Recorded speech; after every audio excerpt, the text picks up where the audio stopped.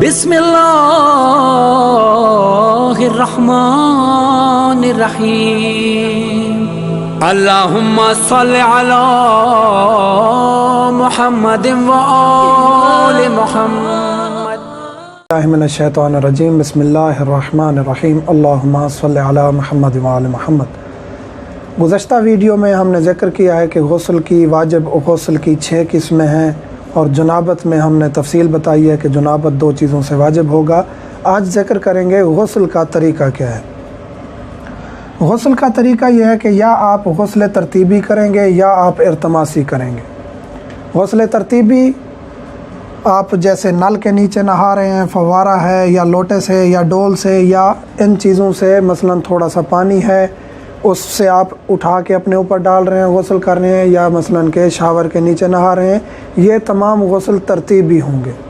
ترتیبی غسل کا طریقہ یہ ہے کہ آپ جسم کو پاک کریں گے، جسم کو پاک کرنے کے بعد آپ نیت کریں گے، اور نیت کرنے کے بعد آپ نے سر کو دھونا ہے گردن سمیت۔ سر کو دھوئیں گے، فوارے کے نیچے ہیں یا پانی اوپر ڈال رہے ہیں، جس صورت میں بھی نہا رہے ہیں، سر کو گردن سمیت دھوئیں گے، یقین ہو جائے کہ دھل گیا ہے۔ اس کے بعد آپ نے دائیں سائڈ دھونی ہے، اور تھوڑا تھوڑا پانی ایکسٹرا دوسری سائڈ پر بھی ڈالنا ہے تاکہ یقین ہو جائے کہ دائیں سائڈ دھل گئی ہے۔ تمام جسم کو، تمام حصوں کو بالوں سمیت دھونا ضروری ہے مرد کے لیے۔ عورت کے لیے اگر اس کے بال بہت زیادہ لمبے ہیں تو جو سر کے قریب بال ہوں گے عورت کے لیے وہ دھونے واجب ہیں، جو بہت زیادہ لمبے بال ہیں جو سر سے اضافی ہیں شمار ہوتے ہیں وہ عورت کے لیے دھونے واجب نہیں ہیں۔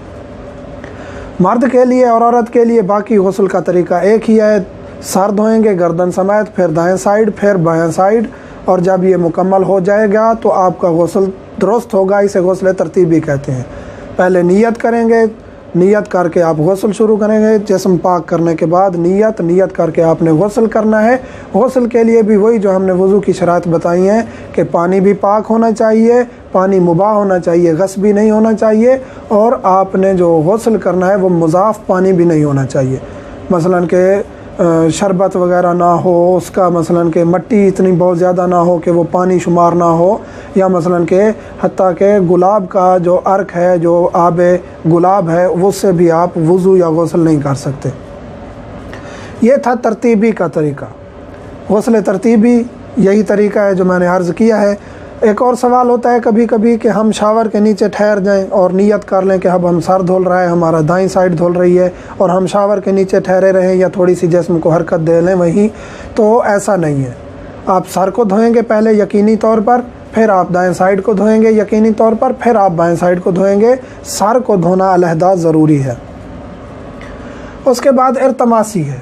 غسل ارتماسی مثلا آپ دریا میں نہا رہے ہیں، چشمے میں، نہر میں، ٹیوب ویل میں، یا ان چیزوں میں جہاں پانی بہت زیادہ جمع ہوتا ہے، جاری پانی ہے، یہاں آپ نہانا چاہتے ہیں، غسل کرنا چاہتے ہیں، تو طریقہ وہی ہے، جسم کو پاک کریں گے، نیت کریں گے، اور نیت کرنے کے بعد آپ نے اس طرح ڈبکی لگانی ہے کہ آپ کا تمام جسم پانی کے اندر چلا جائے، سر سمیت، پاؤں سمیت تمام جسم پانی کے اندر چلا جائے، تو جو ہی آپ نکلیں گے آپ کا غسل ہو چکا ہوگا، آپ اس کے بعد پاک اور صاف ہیں، آپ کا غسل تمام ہو جائے گا۔